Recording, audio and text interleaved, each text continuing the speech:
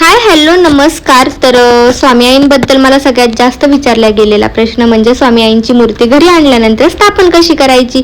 तर आपण अक्कलकोटवरनं स्वामींची मोठी मूर्ती आणलेली आहे. तो बॉक्स वगैरे तुम्ही बघितला असेल की मी बॉक्स घेतला होता, मिनी ब्लॉगमध्ये ते शूट झालेलं आहे.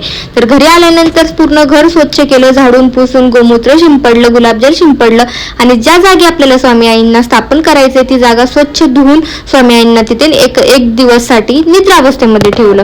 पूर्ण दिवस स्वामी आईंना निद्रावस्थेमध्ये ठेवायचं. सकाळी आणलं तर दिवसभर ठेवा, दुसऱ्या दिवशी त्याचा अभिषेक करून स्थापन करा, रात्रभर ठेवा, दुसऱ्या दिवशी अभिषेक करून स्थापन करा, असं काहीच. पण स्वामी आईंना घरी आणलं डायरेक्ट तुम्ही अभिषेक घालून स्थापन करत असाल तर तसं करू नका.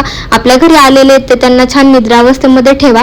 त्याच्यानंतर मिलनच्या एका फ्रेंडच्या बहिणीची डिलिव्हरी झालेली आहे, तर त्यांना मला टिफिन द्यायचं होतं. त्यांचं शिरूरमध्ये कोणी नाही. मिलन बोलले की मग त्यांना पातळ शिरा वगैरे हवा आहे, ती पेज ते बनव. मग सगळं काही बनवलं, गरम पाण्याची बॉटलही भरली आणि आपले जे स्वामी आई होते जुने ते आपण छान मंदिरामध्ये ठेवलेले. त्यांना मला कुठे ठेवू वाटलं नाही किंवा दुसरीकडे नेऊन सोडू वाटलं नाही. त्यांनाही आपण आपल्या देवघरामध्ये छान ठेवलेले, कारण पहिल्यांदा ते आपल्या घरी आलेले, ते माझेच पहिले स्वामी आई आहेत. आणि छान ते भाऊजी खाली आले होते, त्यांना मी टिफिन दिला आणि ते टिफिन घेऊन गेले. परत घरी आले आणि घरातला बाकीचा पसारा मला आवरून घ्यायचा होता, तो सगळा आवरला.